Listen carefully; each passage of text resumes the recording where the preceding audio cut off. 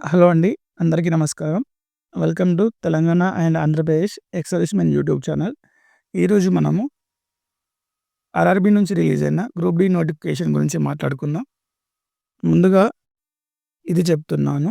ఇది pay level 1 as per 7థ్ CPC pay level 1 కిందకి వస్తది. అండ్ 10థ్ ఎక్స్ సర్వీస్ ఉన్న వాళ్ళు మాత్రమే దీనికి అప్లై చేసుకోండి. ఎవరైతే గ్రాడ్యుయేషన్ చేసి ఉన్నారో వాళ్ళు చేసుకోకండి.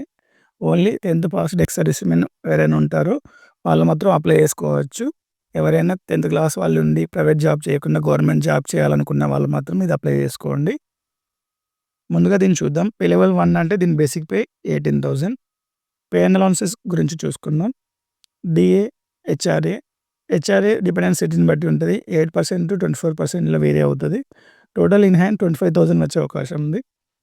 ఆఫ్టర్ 5 ఇయర్స్ చూసుకుంటే 7థ్ సీపీసీ ప్రకారం 34,000-40,000 వరకు వచ్చే అవకాశం ఉంది. ఎయిర్ ప్రికాషన్ లాగు అయిపోయిన తర్వాత ఇంకా పెరిగే అవకాశం కూడా ఉంది. ఇది కాకుండా అందరికీ తెలిసిందే మెడికల్ ఫెసిలిటీ ఉంటది. And night duty allowances, travelling allowances, over time allowances ఇవన్నీ ఇందులో ఉంటాయి. అది కాకుండా ఇంకా ప్రమోషన్‌కి వెళ్ళిన కొద్దీ సాలరీ కూడా పెరిగే అవకాశం కూడా ఉంది. ముందుగా ఇంపార్టెంట్ డేట్ చూసుకుందాం. 31 జనవరి 2026 నుంచి 4 మార్చ్ 2026 వరకు ఈ అప్లికేషన్ డేట్ ఓపెన్ అయి ఉంటది. ఏదైతే 10థ్ ఎక్స్ సర్వీస్‌మెన్ ఉన్నారో వాళ్ళు అప్లై చేసుకోవచ్చు. ఏజ్ లిమిట్ ఇందులో క్యాస్ట్ ప్రకారం ఇచ్చారు. ఓబీసీ వాళ్ళకి 6 ఇయర్స్, ఎస్సీ, ఎస్టీ వాళ్ళకు 8 ఇయర్స్ అండ్ ఈడబ్ల్యూఎస్ వాళ్ళకు 10 ఇయర్స్ ఎక్కువ ఇచ్చారు. ఎగ్జామ్ ఫీజ్ గురించి చూసుకుందాం. ఎక్స్ సర్వీస్‌మెన్ కోసం ₹250 పే చేయాలి. ఎడ్యుకేషన్ క్వాలిఫికేషన్ ఇందులో స్పెషల్‌గా మెన్షన్ చేసి ఉంది. 10థ్ ఎక్స్ సర్వీస్‌మెన్ వాళ్ళే ఇందులో అప్లై చేసుకోండి. రిక్రూట్‌మెంట్ ప్రాసెస్ ఎలా ఉంటదంటే ఫస్ట్ సీయూటీ ఉంటది. కంప్యూటర్ బేస్డ్ టెస్ట్ ఉంటది. తర్వాత ఫిజికల్ ఎఫిషియెంట్ టెస్ట్ ఉంటది. తర్వాత డాక్యుమెంట్ వెరిఫికేషన్ ఉంటది. దాని తర్వాత మెడికల్ ఎగ్జామ్ ఉంటది. దాని తర్వాత ట్రైనింగ్ ఉండి జాబ్‌లోకి వెళ్ళడం ఉంటది. ఇందులో మనం ఎక్స్ సర్వీస్‌మెన్ కాబట్టి మనకు పీఈటీ ఎగ్జామ్షన్ ఉంటది. ఎగ్జామ్ సిలబస్ చూసుకున్నట్టయితే general science, computer based test ఏదైతే చెప్పినో అది 25 మార్క్స్‌కు, మ్యాథ్స్‌కి 25 marks, general intelligence and reasoning 30 marks and general awareness and current affairs 20 marks. Total 100 మార్క్స్‌కు ఎగ్జామ్ ఉంటది.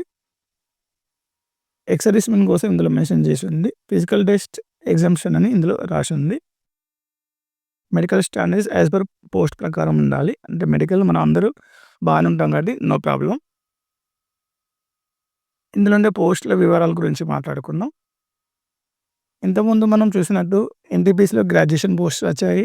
అది కాకుండా నాన్ గ్రాడ్యుయేషన్ పోస్ట్ కూడా వచ్చాయి. ఇవి ఏంటి అంటే 10థ్ బేస్డ్ వస్తున్నాయి కాబట్టి అసిస్టెంట్ అన్నట్టు వాటికి. ఇందులో చూసినట్టయితే అసిస్టెంట్ క్యారేజ్ అండ్ వ్యాగన్ ఉన్నది. అందులో ఎక్స్ సర్వీస్‌మెన్ కోటా చూసుకుంటే 5 ఉన్నది. ఇప్పుడు ఇది నేను చూపెట్టేది సికింద్రాబాద్ జోన్‌ది. సికింద్రాబాద్ హెడ్ క్వార్టర్ ఉంది చూపెడుతున్నాను. అసిస్టెంట్ ఆపరేటర్ ఎలక్ట్రికల్ వాళ్ళు 2 ఉన్నాయి ex servicemen. And assistant TL and AC వాళ్ళు 4 ఉన్నారు.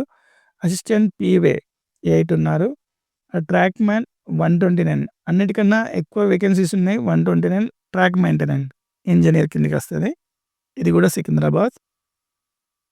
తర్వాత assistant SNT means signal and telecommunication ఇది 15 ఉంది.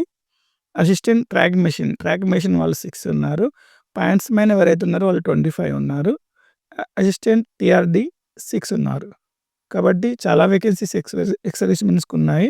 ఎవరైతే అప్లై చేసి మినిమమ్ క్వాలిఫై అయితే ఈ జాబ్ వచ్చే అవకాశం ఉంది. కాబట్టి ఎవరైతే 10థ్ ఎక్స్ సర్వీస్‌మెన్ ఉన్నారో దీనికి అప్లై చేసుకోండి. ఈ వీడియో వాచ్ చేసినందుకు థాంక్ యూ అండి. Thank you very much. Like చేయండి, షేర్ చేయండి. మన ఎక్స్ సర్వీస్‌మెన్ ఎవరైతే 10థ్ వాళ్ళు ఉన్నారో వాళ్ళకు షేర్ చేయండి. ఎవరికన్నా ఒకరికి ఉపయోగపడే అవకాశం ఉంటది. థాంక్ యూ అండి. Thank you very much. జై హింద్.